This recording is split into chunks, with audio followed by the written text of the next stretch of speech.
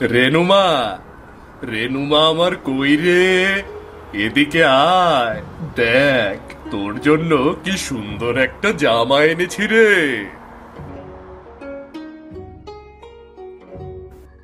কই দেখি বাবা, কেমন জামা এনেছো? এই দেখ মা। আহ বাবা, খুব সুন্দর হয়েছে জামাটা।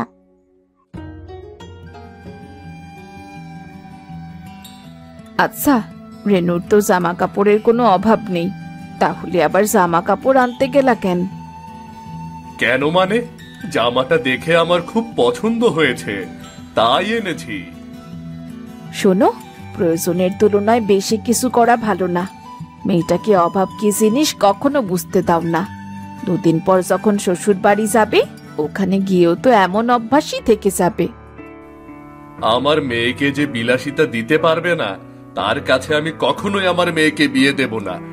আমার রেনুকে আমি রাজকন্যার মতো বড় করেছি, ওর বিয়ে কোনো রাজকুমারের সাথেই আমি দেব। দিলেই তো ভালো, কিন্তু কার কপালে কি লেখা আছে সেটা তো কেউ বলতে পারে না।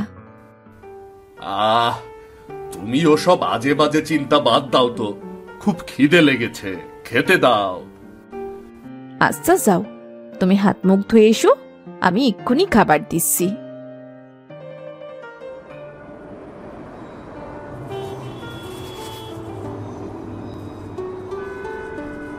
এই রেনু, রেনু, রান্নাঘরে এসে আমার রান্নার কাজে সাহায্য কর তো মা। মা, তুমি তো জানোই রান্না বান্না করতে আমার মোটেও ভাল লাগে না, তাহলে আমাকে বারবার রান্নাঘরে ডাকো কেন বলো তো? ও মা, মেয়ে মানুষ হয়ে জন্মেছিস, একটু রান্না না শিখলে চলবে? পরের বাড়ি গিয়ে খাবি কি? খাবো কি মানে, অন্যরা যা রান্না করে দেবে তাই খাবো। এত না বকে রান্নাঘরে আয়, রান্না না করিস, আমায় দেখে দেখে তো রান্নাটা শিখে রাখ। উফ মা, আগুনের কাছে গেলে আমার চামড়াটাই নষ্ট হয়ে যাবে। ও হ্যাঁ, আমি তো ভুলেই গিয়েছিলাম, শহরের নামকরা ব্যবসায়ী যতীন সাহার একমাত্র মেয়ে রেনু ছোট থেকেই আদরে বড় হয়েছে। সে কখনো রান্নাঘরে ঢোকে না, কাঁচা জল খায় না, রোদে দাঁড়ালেই গায়ের চামড়া পুড়ে যাবে এমন ভয় পায়, তাই না? মা, তুমি সবসময় আমার সাথে কেন এমন করো বলো তো? তুমি আসলেই আমার আপন মা নাকি সৎ মা? কি বললি? আমি তোর সৎ মা? মাঝে মাঝে তোমার কথা শুনে আমার এমনই মনে হয়। আমি গেলাম তোমার রান্নাঘর থেকে, তোমার রান্না শেষ হলে ডাক দিও।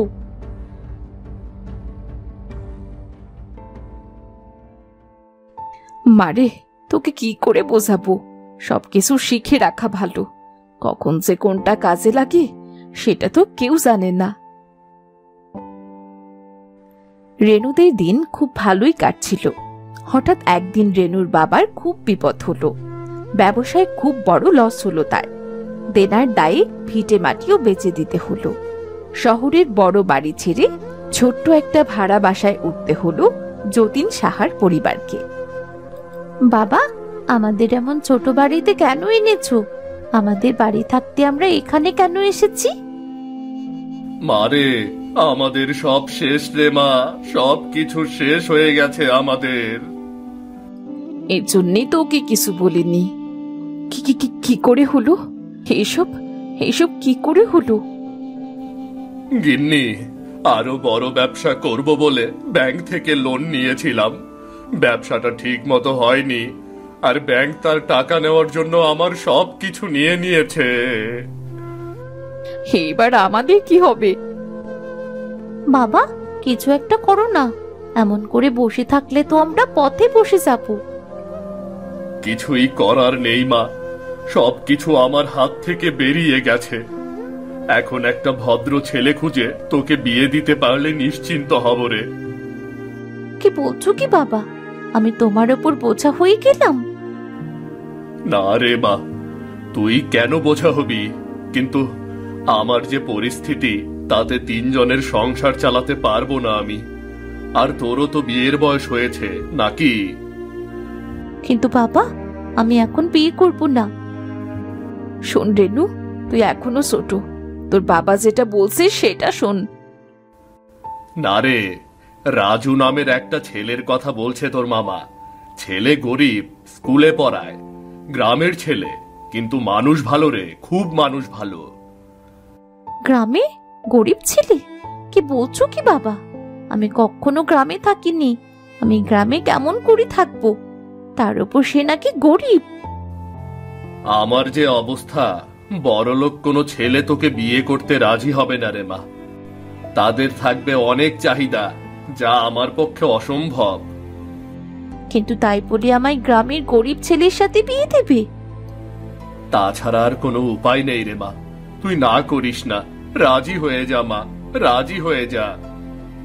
ঠিক আছে, আমি রাজি। আমি গেলেই তো তোমাদের শান্তি।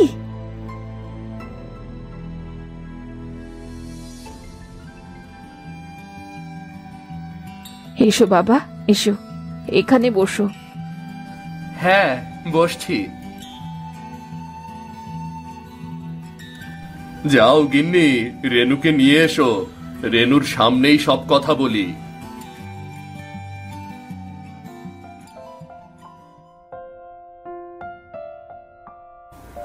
আয় মা, আয়, বস। এটা হলো রাজু। তা বাবা, তোমার বাড়িতে কে কে আছেন? আমার মা বাবা কেউ বেঁচে নেই। আমি একাই থাকি, একটা স্কুলে পড়াই। ওটা থেকে যা টাকা পাই তাতেই আমার কোনো মতে দিন পার হয়ে যায়। বাবা, আমরা রেনুকে বড্ড আদর যত্ন করে বড় করেছি। ওকে দেখে শুনে রেখো। আমার বাড়িতে একটু কষ্টে দিন পার হবে ঠিকই, কিন্তু ভালোবাসার অভাব হবে না। তোমার কথা শুনে নিশ্চিন্ত হলাম বাবা, নিশ্চিন্ত হলাম।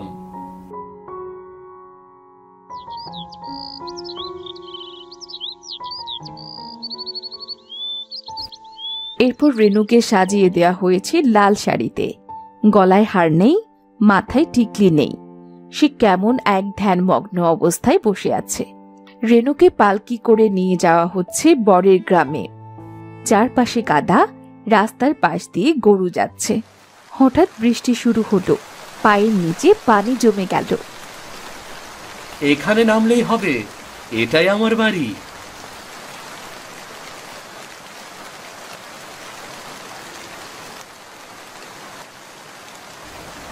এখানে বাড়ি কোথায়? এখানে নামালেন কেন আমাকে? এই তো আমার বাড়ি।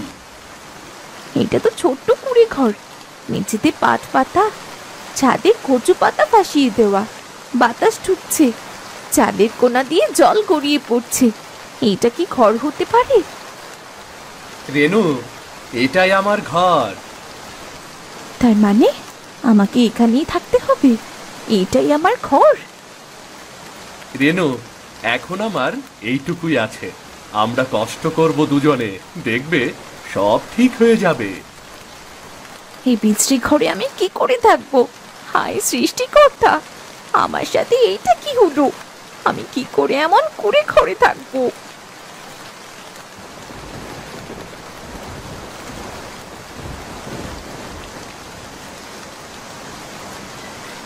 এমন করে ঘরের মধ্যে পানি পড়বে, কিভাবে থাকবো? ভয় পেও না রেনু, দেখবে আস্তে আস্তে সব ঠিক হয়ে যাবে। ঠিক হবে কবে তার কোনো ঠিক নেই, কিন্তু এভাবে নিজে ভিজে ভিজে কতদিন থাকবো? প্রথমে একটু কষ্ট হবে, তারপর দেখবে ঠিক অভ্যাস হয়ে গেছে। কিন্তু এত কষ্ট করে বেঁচে থাকবো কি করে? এমন করে কি বেঁচে থাকা যায়? আমিও জানি না, তবে তুমি আমার পাশে থাকলে সব কিছু পারবো বলে মনে হয়। তুমি আমার পাশে থাকবে তো রেনু?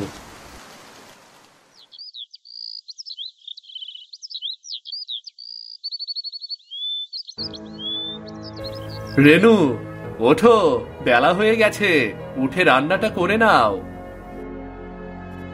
ওসব রান্না টান্না আমি পারবো না। কি হলো? কি দেখছো? ঘরের চাল তো ফাঁকা, চালের ওপর কচু পাতা কোথায় গেল? উড়ে গেছে মনে হয়, ওটা পরে ঠিক করব। রান্না করব তো রান্নাঘরটা কোথায় শুনি? রান্নাঘর বলতে ওই বাড়ির এক কোণে 3টে ইট বসানো আছে, ওখানেই রান্না করি। ছি ছি ছি ছি ছি, অমন জায়গায় আমি রান্না করব? আর হাঁড়ি ময়লা, পিঁপড়ে হাঁটছে চালের হাঁড়িতে। মেঝে পরিষ্কার করে নাও। কি দিয়ে পরিষ্কার করব? পানি কোথায়? পানি সামনের পুকুর থেকে আনতে হবে। এসব কি বলছো? ওগুলো আমি কি করে করব? আমাদের বাড়িতে তো সবকিছু ঘরের ভেতরই থাকতো। এটা গ্রাম রেনু, গ্রামে কিছুই এক জায়গায় থাকে না, সব জোগাড় করে এনে এক জায়গায় করতে হয়। কিন্তু আমি একা এসব কি করে করব? তাছাড়া আমি তো বাড়িতে কিছুই করিনি। আমার স্কুল না থাকলে না হয় আমিই করে দিতাম, কিন্তু আমার দেরি হয়ে যাচ্ছে, আমি স্কুলে যাচ্ছি। তোমার কিছু লাগলে পাশের বাড়ির লতা চাচিকে বলো, কেমন? তা না, খেয়েই স্কুলে যাবে। একবেলা না খেলেও আমার চলে যাবে, তুমি চিন্তা করো না, সাবধানে থেকো।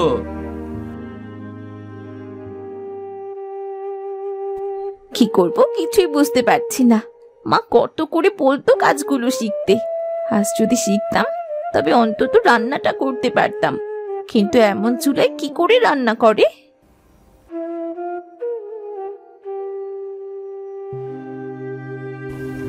বাড়িতে কেউ আছেন? লতা চাচি আছেন? আরে রাজুর বউ না, এসো বসো। তা কি মনে করে এলে? না মানে, আমি চুলোটা জ্বালাতে পারছি না, আর বাড়িতে তো পানিও নেই। পানি কোথায় পাবো? ও, তুমি তো নতুন, তার উপরে শহরের মানুষ হইছো, এসব কিছুর অভ্যাস তো তোমার নেই। চলো, তোমায় আমি চুলায় আগুন ধরানো শিখিয়ে দিচ্ছি। ঠিক আছে, চলুন। এই বালতির পানিটা নাও, এটা দিয়ে আপাতত বাড়ির কাজ চালাও, পরে তোমাকে পুকুরে নিয়ে যাবো।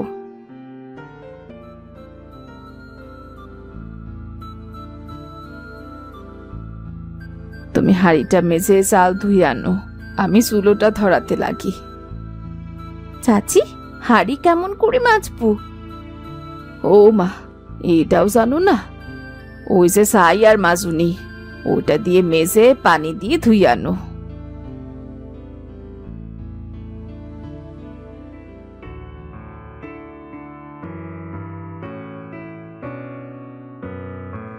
চাচি, হাঁড়ি পরিষ্কার করে এনেছি। এবার তোমাদের যা চাল লাগবে সেটুকু চাল এনে ধুয়ে চুলোয় দাও, আমি তোমাকে জাল ধরানো শিখিয়ে দিচ্ছি।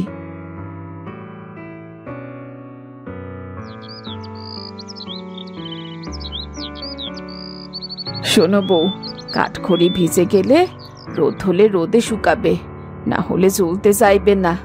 এই নাও, জাল নিভে গেলে এটা দিয়ে ফু দিয়ে জাল ধরাবে। কিন্তু এমন করে কি করে রান্না করব আমি? আস্তে আস্তে সব হয়ে যাবে, পারলে চুলোটা একটু কাদা লাগাবে। এমন জায়গায় কি রান্না করা যায়? চুলোর চারপাশটা কাদা দিয়ে লেপে সুন্দর করে রাখতে হয়। আমি গেলাম। কিন্তু আপনি চলে গেলে আমি রান্না কেমন করে করব? কেমন করে মানে? এবার জাল দিয়ে ভাত হয়ে গেলে নামিয়ে রাখবে, রান্না হয়ে যাবে। আমার বাড়িতে অনেক কাজ আছে, না হলে থাকতাম, পরে আবার আসবোক্ষণ।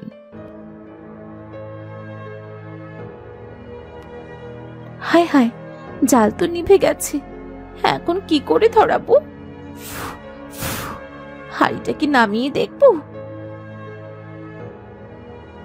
গরম হাঁড়িটা নামাতে গিয়ে রেনুর হাত পুড়ে গেল। অনেক কষ্ট করে ফু দিয়ে আধা ভালো আধা পোড়া ভাত নামিয়ে রাখলো। কেরোসিন নেই, কাঠ ভেজা। হাঁড়িতে চাল দিয়ে বসিয়েছে, কিন্তু ভাত কেমন হয়েছে সেটা বুঝতে পারছে না।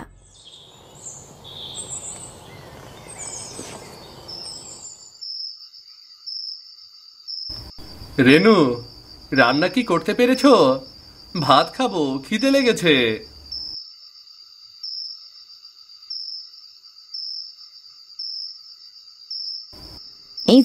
এই যে ভাত খেয়ে নাও, দেখো খেতে পারো কি না।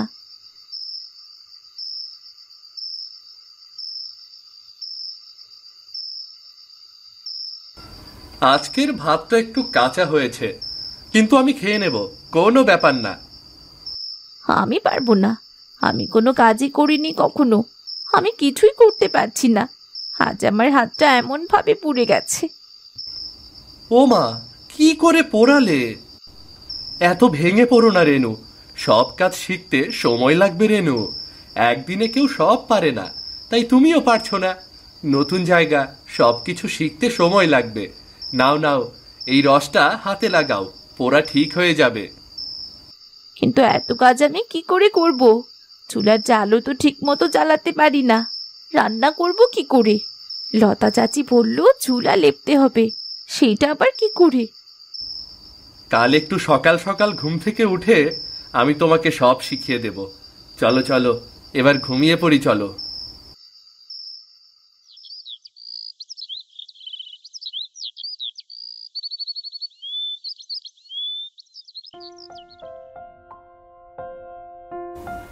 আরে রেনু, তুমি উঠে গেছো? হ্যাঁ, তুমি কোথায় গিয়েছিলে? কাদা আনতে। তুমি না বললে চুলা আর চুলার আশেপাশে লেপবে?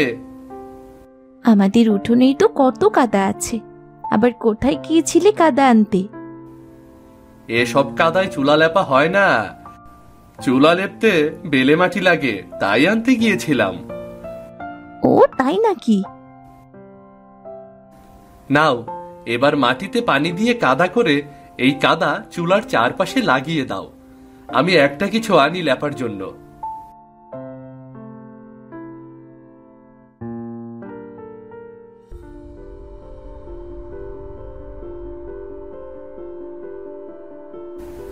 আরে বাহ, এই তো পেরেছো। নাও, এটা পানিতে ভিজিয়ে চুলা আর চারপাশে আস্তে আস্তে ঘষো। আচ্ছা ঠিক আছে।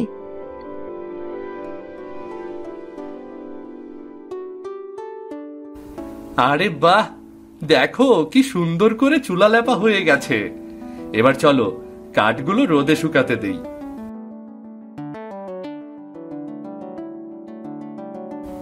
এবার পানি কোথায় পাবো বলো তো? কাল তো লতা চাচি এক বালতি পানি দিয়েছিল, সেটা দিয়ে রান্না বান্না করেছিলাম। চলো, আমি তোমাকে পুকুর দেখিয়ে দিয়ে যাব।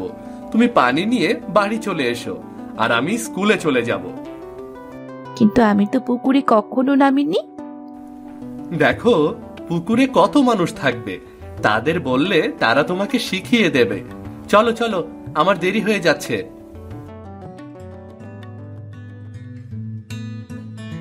রেনু, ওই দেখো পুকুর, ওখান থেকে পানি নিয়ে আবার বাড়ি চলে যেও, কেমন?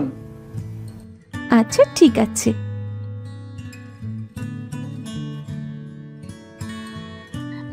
আরে, তুমি রাজুর নতুন বউ না? হ্যাঁ। পানি নিতে এসেছো? সকালে দেখলাম চুলো লেপছিলে।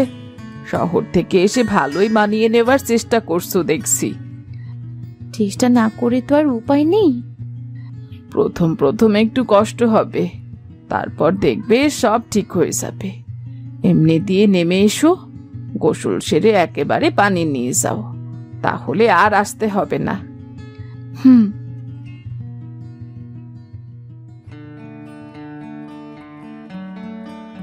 এভাবে বেশ কিছুদিন কেটে যায়। রেনু সবার কাজ দেখে দেখে নিজে শেখার চেষ্টা করে। সবার মতো রেনু হাঁসের ছানা কিনে আনে, নিজের হাতে ঘর বানায়, লতার কাছ থেকে রান্না শিখে, পিঠে বানাতে শেখে, সেলাইও শেখে। প্রথমবার পুড়ে যায়, কিন্তু সে আবার করে।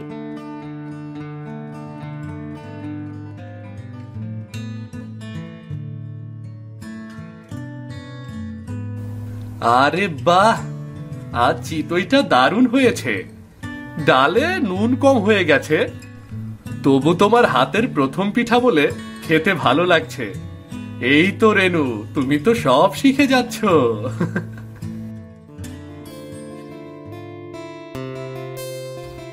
আমরা মেয়েরা যদি কিছু করি তাহলে ঘরে অভাব থাকবে না। ছেলেদের পাশাপাশি মেয়েরা হাত বাড়ালে সংসারে কষ্ট থাকে না।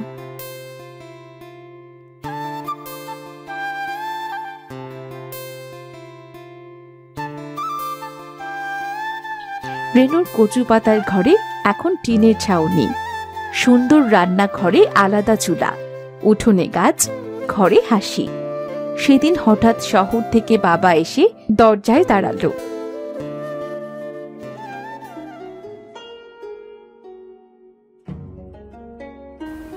রেনুমা, রেনুমা আমার, কেমন আছিস রে মা? আরে বাবা, এতদিন পর মেয়ের কথা মনে পড়লো বুঝি? মা কোথায়? মাকে আনোনি?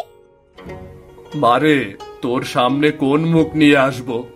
তোকে গ্রামে বিয়ে দিয়ে তোর জীবনটাই নষ্ট করে ফেলেছি রে মা। না বাবা, অমন করে বলো না। দেখো, আমি ভালোই আছি, আর এখন কোনো কিছুর অভাব নেই আমার।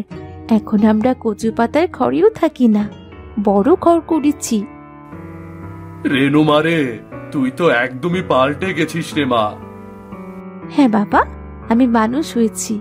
আগে শুধু মেয়ে মানুষ ছিলাম, এখন ঘর বানানো এক জননী। এখন তোমার মেয়ে সব পারে বাবা। হ্যাঁ বাবা, আমরা কষ্ট করেছি, কিন্তু একসাথে করেছি। রেনু আমার সব কাজে সাহায্য করেছে, তার জন্যই তো আমাদের জীবনে এত পরিবর্তন এসেছে। আজ আমি বড্ড খুশি রে মা। তোরা এমনই সুখে থাক, তাহলেই আমার শান্তি রে। বাবা, এবার থেকে এসে কিন্তু মেয়ের বাড়িতে থাকতে হবে। আচ্ছা বাবা, থাকবো থাকবো বাবা। তুমি বসো, আমি খাবারের ব্যবস্থা করছি।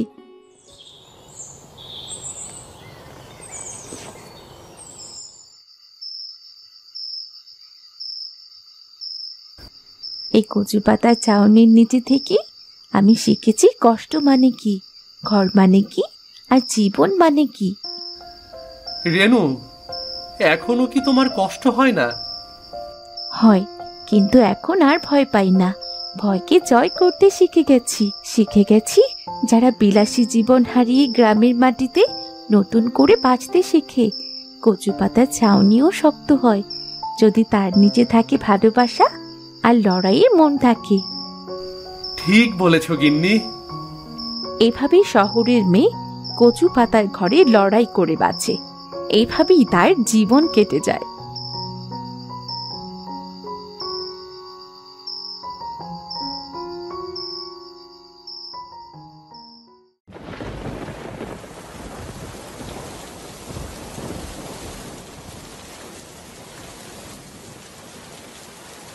ভাঙা ঘরে চাল থেকে রোজই গড়িয়ে পড়ছে পানি। এই পানিতে ভিজে শুধু ঘরই না, শরীরটাও ভিজে নিস্তেজ হয়ে যাচ্ছে। এইভাবে ভিজে ভিজে কি পারা যায় নাকি? সবই আমাদের কপাল গো গিন্নি, সবই আমাদের কপাল। যেদিন ভাগ্য বদলাবে সেদিন ঘরও শুকাবে গো গিন্নি। আর একটু ধৈর্য ধরো। ধৈর্য ধরবো? আর কত ধৈর্য ধরবো বলো তো শুনি? সেই যে তোমার সাথে বিয়ের পর থেকে কষ্টের জীবন শুরু হয়েছে, সেটার তো আর কোনো শেষই হচ্ছে না। কপাল আমার, সবই আমার পোড়া কপাল।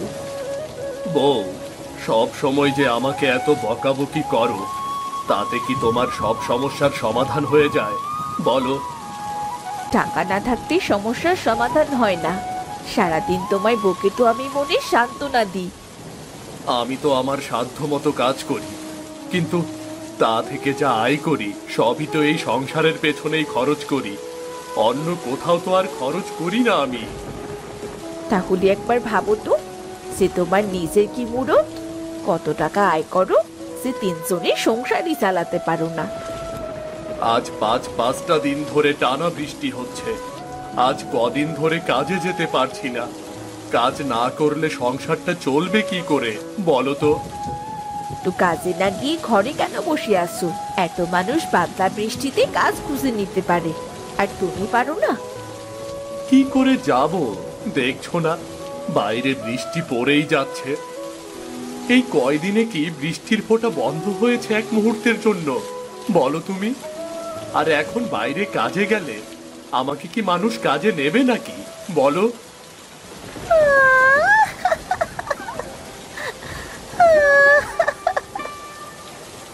কি হয়েছে রে মিতু? অমন করে কাঁদছিস কেন? আমার খুব খিদে পেয়েছে।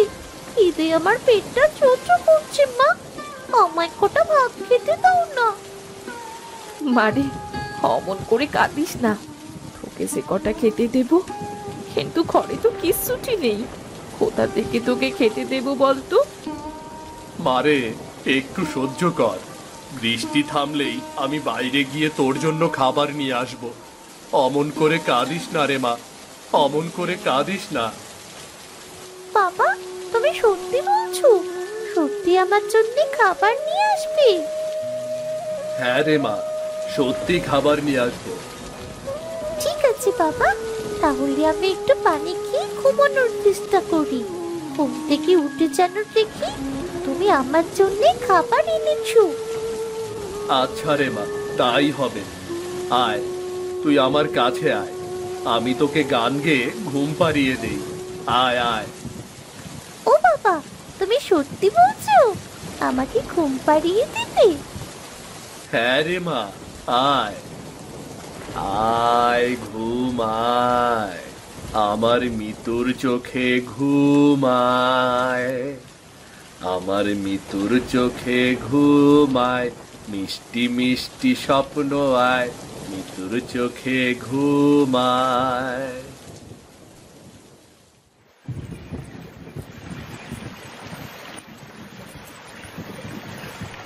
ওগো, ওগো, শুনছো নাকি?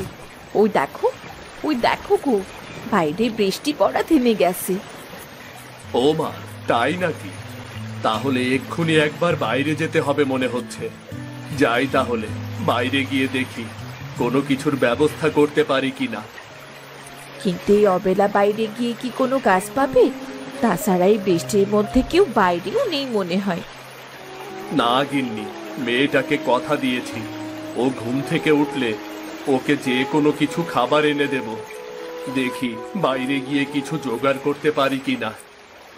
আচ্ছা, সাবধানে যেও, বাইরে কোথায় পুকুর আর কোথায় রাস্তা আর কোথায় সে গর্ত কিছুই বোঝা যাচ্ছে না, একটু দেখি শুনে যেও। আচ্ছা যাব, তুমি এসব নিয়ে ভেবো না, মেয়েটাকে চোখে চোখে রেখো।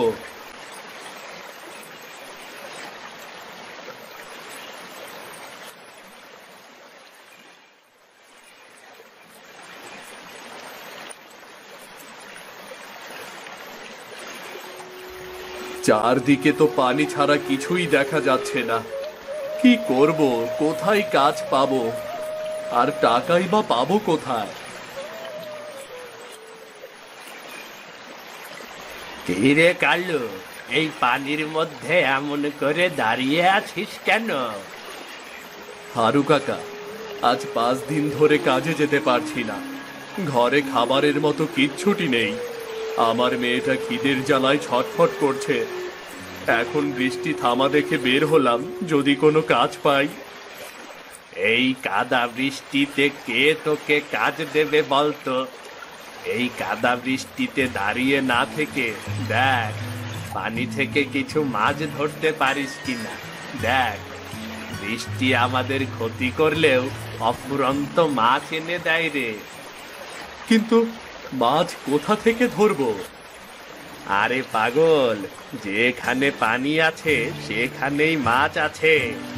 তাছাড়া খাল, বিল, নদী, পুকুর সব এক হয়ে গেছে। মাছ এখন সব জায়গায় আছে। দাঁড়িয়ে না থেকে কটা মাছ ধর, এই মাছ দিয়ে অন্তত পেট ভরবে, বুঝলি? হ্যাঁ চাচা, ঠিকই বলেছেন। মাছ পেলেও তো মেয়েটাকে মাছ খাইয়ে আবার মাছ বিক্রি করেও চলতে পারবো। আচ্ছা, আমি আসি রে বাবা, থাক তাহলে।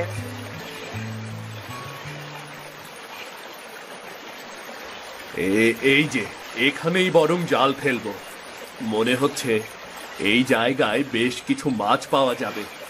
বাড়ি গিয়ে জালটা বরং আনি আমি। যাই যাই।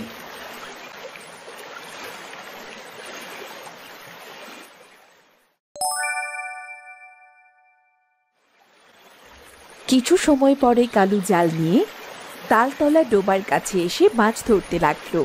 কিছু সময় জাল ফেলার পর তার চোখ গেল হঠাৎ মাঠের মাঝখানে পানির ওপরে। সে দেখল পানির ওপর কিছু একটা ভাসছে। ভেবেছিল মরা মাছ, কিন্তু কাছে গিয়ে দেখে একটা রাজহাঁস। শরীর জবজবে, চোখে ক্লান্তি, কিন্তু গা ভর্তি এক ধরনের জ্যোতি। হায় হায়, এটা তো বড় একটা রাজহাঁস। মনে হচ্ছে কারো খামার থেকে ভেসে এসেছে। আরে বেচারা হাঁসটার কি অবস্থা! বেচারাকে দেখে মনে হচ্ছে কদিন ধরে কিছু খায়ওনি। চল চল, তোকে বাড়ি নিয়ে যাই। যা কটা মাছ পেয়েছি তাতেই আমাদের আজকের দিনটা চলে যাবে। আহ,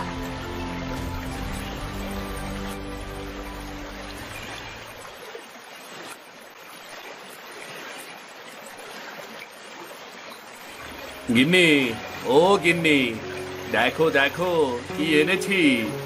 কই গো গিন্নি, গিন্নি। কি হয়েছেটা কি? এমন করে ডাকছো কেন? হ্যাঁ, ডেকে ডেকে বাড়িটা তো মাথায় তুলছো। এমন ভাব করছো যেন রাজত্ব নিয়ে এসে হাজির হয়েছো।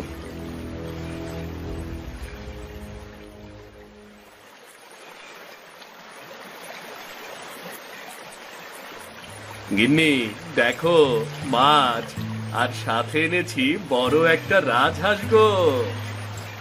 ওমা, বড় হাঁস? তা এটা তুমি কোথায় পেলে গো? গিন্নি, বর্ষার পানিতে কুড়িয়ে পেয়েছি। ওমা, কুড়িয়ে পেয়েছো মানে? কোথায় পেয়েছো? তালতলার মাঠে জমে যাওয়া পানিতে মাছ ধরছিলাম, তখন দেখি হাঁসটা পানিতে, তাই আমি বাড়িতে নিয়ে এসেছি গো। কত সুন্দর হাঁস গো!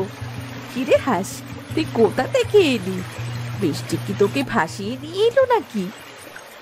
গিন্নি, তুমিও না, ও কি কথা বলতে পারে নাকি যে তোমাকে বলবে কোথা থেকে আসলো? আর হাঁসটা মনে হচ্ছে কদিন ধরে না খেয়ে আছে। তুমি বরং আগে একে কটা খেতে দাও। ওগো, এটা আশপাশের কারো হাঁস নয় তো? তা তো জানি না গিন্নি, হাঁসটাকে কষ্ট পেতে দেখে নিয়ে এলাম। যদি কেউ খুঁজতে আসে তাহলে তাকে দিয়ে দেব। এক কাজ করো, হাঁসটা জবাই করে দাও। অনেকদিন হলো কপালে মাংস জোটে না, একটু পেট ভরে মাংস খেতে পারবো।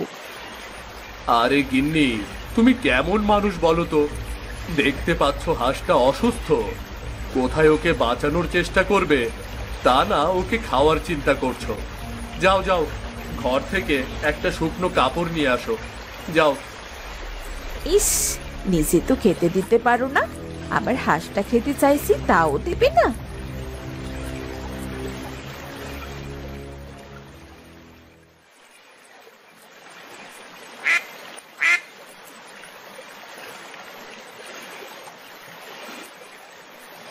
এই নাও কাপড়। কালু হাঁসটির গা মুছে দিল আর হাঁসের সামনে কটা মাছ রাখলো। হাঁস রে, নে, এই কটা মাছ খেয়ে নে। আমার ঘরে তো আর কোনো খাবার নেই যে তোকে পেট ভরে খেতে দেব। যা আছে তাই খেয়ে নে। ইস, ঢং দেখে আর বাঁচি নেই, নিজে না খেয়ে আসে আবার হাঁসকে মাছ খেতে দিচ্ছে। এইদিকে নিজের মেয়েটা যে না খেয়ে আসে সে খেয়াল কি আছে? আছে গিন্নি আছে, হাঁসটাকে তো আর সব দিয়ে দিইনি। এই নাও, এই মাছগুলো কেটে ধুয়ে মাছের ঝোল রান্না করো। আমার মাটা কই? কই গো? বাবা, বেশ কটা মাছ পেয়েছো। মেয়েটা ঘরে আছে, তোমার জন্য সে কখন থেকে অপেক্ষা করছে। চল চল হাঁস, তোকে আমার মেয়ে মিতুর সাথে দেখা করিয়ে নিয়ে আসি। চল চল।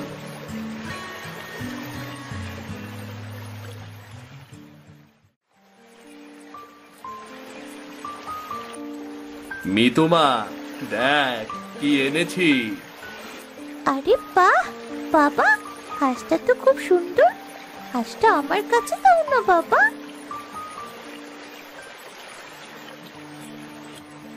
মা মিতু, মনে হচ্ছে হাঁসটা তোকে খুব পছন্দ করেছে রে। বাবা, হাঁসটাকে তাহলে আমাদের বাড়িতেই রেখে দাও না, আমি ওর সাথে একসাথে খেলবো বাবা। আচ্ছা মা, আজ থেকে ও তোর কাছেই থাকবে। বাবা বাবা, এই হাঁসটার নাম রাজা, আমি ওকে রাজা বলেই ডাকবো। আচ্ছা ঠিক আছে রে মা, ঠিক আছে। তুমি হাঁসটা নিয়ে এসে খুব ভালো করেছো বাবা, এটা আমার খেলার সাথে হলো। মিতু, এই মিতু, কই রে তুই? তোর বাবাকে নিয়ে খেতে আয়। চল মা, খেতে চল। তোর মায়ের মনে হয় রান্না হয়ে গেছে। রাজা, তুইও আমাদের সাথে খেতে চল।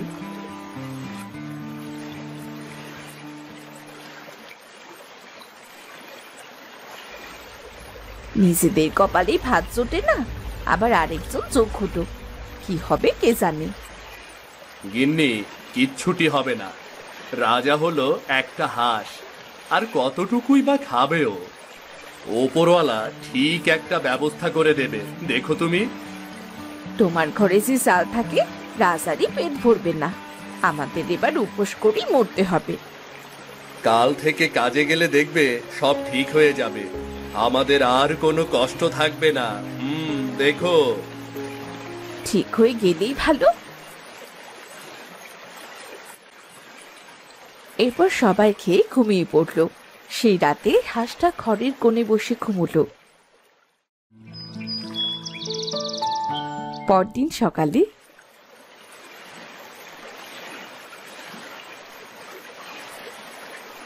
দেখি হাঁসটা আমার ঘরে কি অবস্থা করলো। আরে, হাঁসের পাশে ওটা কি চকচক করছে? ওটা সোনার ডিম নাকি? ওগো, ওগো, দেখো কি কাণ্ড! কি হলো গিন্নি, কি হলো? সকাল সকাল এমন চিৎকার করছো কেন?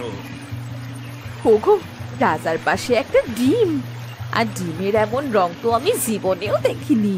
ডিমটা সোনালি রঙের, দেখো কেমন সোনার মতো চকচক করছে গো। আরে গিন্নি, ওটা তো সোনার ডিম গো, সোনার ডিম। দেখেছো গিন্নি, সৃষ্টিকর্তা পরোপকারীর প্রতিদান ঠিকই দেয়। আমরা এই হাঁসটাকে সাহায্য করেছি, আর রাজহাঁস সোনার ডিম দিয়ে আমাদের সাহায্য করেছে গো। হ্যাঁ গো, তুমি ঠিকই বলেছো। আমাদের কষ্টের দিন এবার দূর হয়ে যাবে গো, আর আমাদের কষ্ট থাকবে না, আমাদের সব অভাব দূর হয়ে যাবে। হ্যাঁ গো গিন্নি, তুমি ঠিকই বলেছ, আমাদের সব অভাব দূর হয়ে যাবে।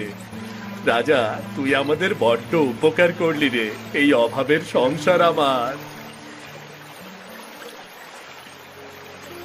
আমায় তুই ক্ষমা করে দে রাজা, তোকে বাড়ি আনায় আমি খুব রাগ করেছিলাম, কিন্তু তারপরও তো তুই জানিস আমাদের সংসারে বড্ড অভাব। কিন্তু এখন আমার চোখ খুলে গেছে। আমি আমি খুব হিংসুটে, আমার কথায় তুই কিছু মনে করিস না রে রাজা। মা দেখো, তোমাকেও ক্ষমা করে দিয়েছে, তাইও কেমন মাথা তোলাচ্ছে। হ্যাঁ রে হ্যাঁ, তাই তো মনে হচ্ছে। রাজা, আমি তোর খুব আদর যত্ন করব। ওগো, তুমি এটা বিক্রি করে বাড়ির প্রয়োজনীয় সব কিছু আনো। আজ আমরা 4 জন পেট ভরে খাবার খাবো। দিন যেতে লাগলো। কালুর বাড়ির সবার সাথে রাজহাঁসটির খুব ভালো বন্ধুত্ব হলো। হাঁসটি একদিন বাদে বাদে সোনার ডিম দিতে লাগলো। ডিম বিক্রি করে কালু ভাঙা ঘরের জায়গায় নতুন ঘর তোলে। কালুর অল্প দিনের মধ্যে এত পরিবর্তন গ্রামের মানুষের নজরে এলো। কি রে হাবু, যে কালু ঠিক মতো খেতে পারতো না, আর সেই কালু কদিনে এমন হঠাৎ করে বড়লোক হলো কি করে? প্যাকেট ভর্তি করে বাজার করে, শুনলাম বড় বাড়িও করেছে। জি মোড়ল মশাই, ঠিকই শুনেছেন। হঠাৎ এত টাকা কোথায় পাচ্ছে রে? গ্রামের সবাই বলা বলি করে কালুর ঘরে নাকি কোথা থেকে একটা রাজহাঁস এসেছে, ওটা আসার পর থেকেই কালুর ভাগ্য বদলে গেছে। কি এমন রাজহাঁস যে যেটা ভাগ্য বদল করতে পারে? কোথা থেকে পেয়েছে ওটা? কোথা থেকে পেয়েছে সেটা তো আমি জানি না। না না না না, এভাবে চলতে থাকলে তো একদিন কালু আমার থেকেও বড় লোক হয়ে যাবে। তখন গ্রামে আমার কোনো মূল্য থাকবে না। তাহলে এখন কি করবেন মোড়ল মশাই? বুদ্ধি পেয়েছি বুদ্ধি। আমি কালুর বাড়ি গিয়ে বলবো, এটা আমার হাঁস, আমাকে ফেরত দে, না হলে তোকে আমি শাস্তি দেব। হ্যাঁ মোড়ল মশাই, বুদ্ধিটা তো বেশ ভালো। শুভ কাজে দেরি করতে নেই। চলুন চলুন চলুন কালুর বাড়ি, বেটাকে এক্ষুনি জাপটে ধরি। চলুন চলুন।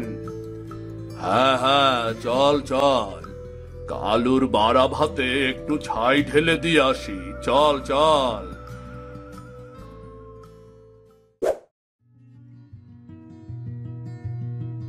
রাজা রাজা আয়, আমার কাছে আয়, আমাকে ধর।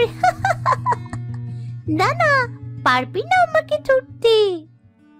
ওগো, রাজা আসার পর থেকে মিতু কত খুশি থাকে।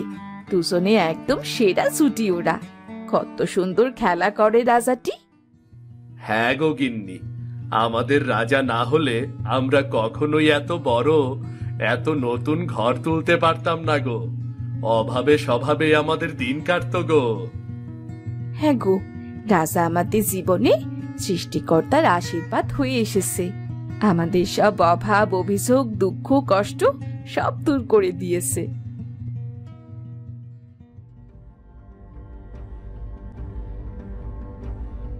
কালু, আয় কালু, বাড়িতে আছিস নাকি রে?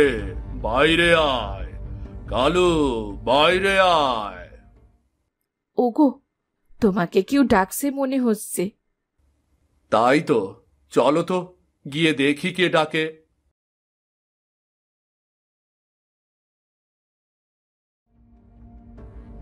কি রে কালু, বাইরে আসতে এত দেরি হচ্ছে কেন? পা কি গুনে গুনে হাঁটলি নাকি? আরে মোড়ল মশাই, হঠাৎ আমার বাড়িতে? তা কি মনে করে এলেন? বারে কালু, বেশ তো ভালো বাড়ি করেছিস। জি মোড়ল মশাই, বসুন বসুন, সবই আপনাদের আশীর্বাদ। গিন্নি, একটা চেয়ার দাও। না, মোড়ল মশাই তোর বাড়িতে বসতে আসেনি। মোড়ল মশাই তার জিনিস ফেরত নিতে এসেছে। মোড়ল মশাইয়ের জিনিস আমার বাড়িতে কোথা থেকে আসলো? ইস, না কা কিছুই বুঝতে পারছে না। খোলাখুলি না বললে বুঝবো কি করে? হাবু, ঠিক করে বলতো, ওর বুঝতে অসুবিধা হচ্ছে, ঠিক করে বল ওকে। না মানে আপনি বলুন মোড়ল মশাই। শোন কালু, তোর বাড়িতে যে হাঁসটা আছে, ওই হাঁসটা আসলে আমার হাঁস। আমার ভাই হাঁসটা রাজস্থান থেকে আমাকে দিয়েছিল। হাঁসটা অনেক দামি জাতের। হাঁস পেলি আর অমনি বাড়ি নিয়ে চলে এলি। একটু খোঁজ করবি না, একটু দেখবি না এটা কার হাঁস? আমি হাঁসটা বিলে কুড়িয়ে পেয়েছিলাম, ভেবেছিলাম কেউ খুঁজতে এলে দিয়ে দেব। কিন্তু মিথ্যা বললে আমি কিছুতেই দিতে পারবো না, কিছুতেই না। কি বললি? আমি মিথ্যা বলছি? সত্যি বলছেন কিনা মিথ্যা বলছেন সেটা আমি জানি না, কিন্তু বিল তো আপনার বাড়ি থেকে উল্টো দিকে। হাঁস ওখানে কেমন করে গেল? না, মানে পানিতে ভেসে চলে গেছে হয়তো। তাহলে এতদিন খোঁজেননি কেন? আর হঠাৎ আজ কেন খুঁজতে এলেন? এতদিন ধরেই তো খুঁজছি, আজই তোর বাড়িতে খোঁজ পেলাম, তাই তো চলে এলাম। এত কথা বলার সময় নেই, হাঁসটা কোথায় সেটা বল।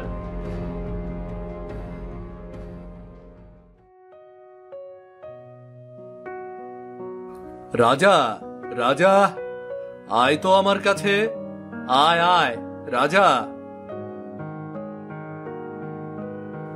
নিন মোড়ল মশাই, এবার আপনি ডাকুন। আপনার হাঁস হলে অবশ্যই আপনার কাছে যাবে। এই রাজা, রাজা, আয় আয়, চল চল, বাড়ি চল। কতদিন ধরে পরের বাড়ি পড়ে আছিস, এবার নিজের বাড়ি চল, বাড়ি চল না। ওগো, এটা মোড়ল মশাইয়ের হাঁস না? ও তো মোড়ল মশাইকে চিনছেই না। চিনবে কি করে? এতদিন না দেখে ভুলে গেছে। দে দে দে, আমাদের হাঁস দিয়ে দে, দে বলছি। না, এটা আপনাদের নয়, এটা আমার রাজা। আমার হাঁস আমি কাউকে দেব না। শোন কালু, একটু টাকার মুখ দেখে বড্ড বার বেড়েছিস, তাই না? তোর এই বার কি করে ভাঙতে হয় সেটা আমার জানা আছে। এই হাবু, চল চল, চলে আয়।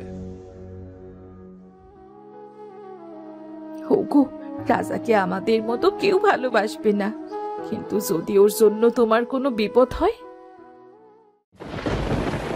পরদিন ভোরে আবার বৃষ্টি শুরু হয়েছে। কালু রাজাকে কোলে নিয়ে গেল বিলের ধারে। রাজা, তোকে বাঁচাতে তোকে ছেড়ে দিচ্ছি রে রাজা, ভালো থাকিস। আমি চাই না তুই কোনো খারাপ হাতে পড়িস। আমাদের তো অনেক উপকার করেছিস। যা, এবার অনেক যা।